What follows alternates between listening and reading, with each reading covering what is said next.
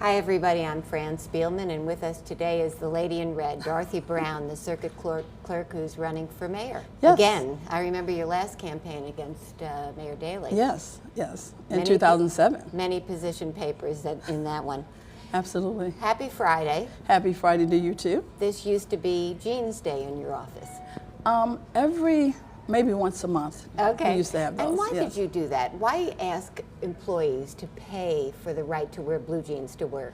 Actually, it was a program that was already going before I got there, and I had stopped the program for a long time, and people came to me and said, you know what, we want to be able to help individuals that are burnt out employees. We want to be able to donate to various non-for-profit things, and so I finally relented, maybe after about 3 or 4 years, and let them commence that plan. And we did a lot of good things with that. We helped the American Heart Association. Why did you stop it then? I mean, it was ridiculed. Well, actually, we only stopped it, I believe, in 2010 when it came under fire, unfortunately. But the good thing about it is the Inspector General, after they released their report, they said it was a charitable fund, and we probably just simply could have registered with the Attorney General. But you know what? For the sake of people that felt that there was something inappropriate, we just stopped it. And a lot of people against want. the backdrop of all the other allegations in your office, it's been 5 years since the federal government has been investigating you. Yes. Is this coming to a head? Should it come to a head? Do you think you're in the clear? I really do. I really feel that I am, because I know how I've handled my business in the office, and we've handled it properly. When I took that office, I made the decision that with the job standpoint and contracts, I would keep myself out of that altogether. So it would be an objective process. Initially, we just used an objective process of actually hiring, and then I eventually put in a computerized process so that the individuals that are actually selected are selected based upon the Shackman decree, and the computer does the calculations. Excuse me. From the standpoint of contracts, I let the experts participate on the selection of contracts. So I'm altogether out of it. So for them to have to do that, for the people that went to the federal government and actually told those lies, it was inappropriate. They are simply individuals, many of them were people that left under the prior administration, one that attempted to get me to actually do a fundraising scheme that they were using. I actually terminated her anyway. So it's unfortunate. I actually said that they should be charged with perjury. But in fact, the federal government's been told that the going rate for a job in your office was $10,000. I know. They said, one person said that. Fran, I hired over 2,000 people. That would have been $20 million. Don't you think you would have found that money somewhere? And so they should have simply asked that person, well, where is the money? Show me something. Show me the results of that. Where is it, before they launch an investigation? Actually, that person specifically should be required to pay the federal government back for all the costs that they have incurred investigating something that's not true. People have said in your office that they need to give you things of value in order to get promoted. And that is absolutely not true. I have excuse me. I have promoted just about everybody in my office, probably since I've been there. They've gotten either upgrades or they've gotten promotions. And so that is absolutely not true.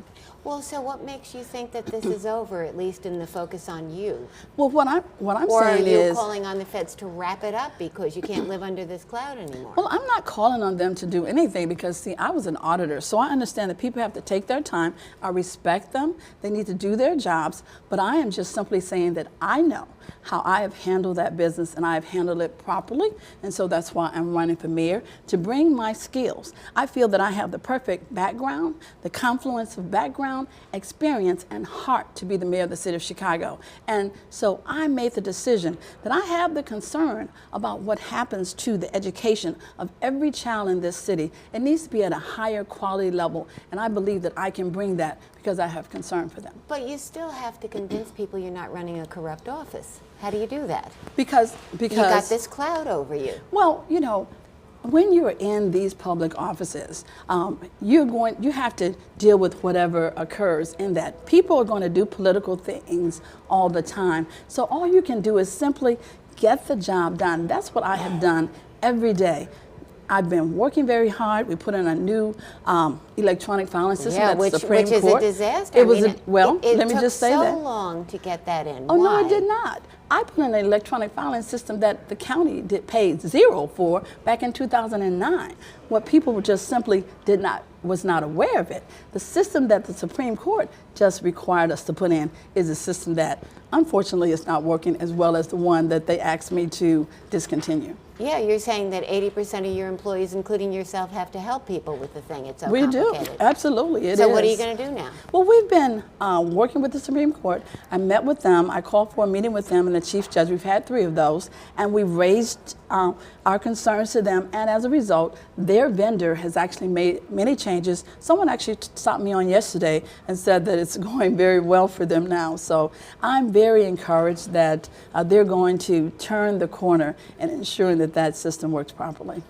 Mayor Emanuel has raised taxes by $2 billion and only begun to solve the pension crisis. We've seen property tax after property tax, 2 telephone tax hikes, water and sewer fee, and we're still not there. The next mayor faces a $1 billion pension spike. What is your plan for that? Well, Fran, in the next few weeks, I'll be issuing my financial plan, a comprehensive financial plan. I want to, first of all, create a long-term strategic financial plan, because we cannot just simply do a year-to-year type of plan. We have to do a strategic long-term plan. And then I want to actually create a Citizens Financial Plan Commission to actually assess what's already going on with the city. I want to look at all of the fines and fees ordinances that are there.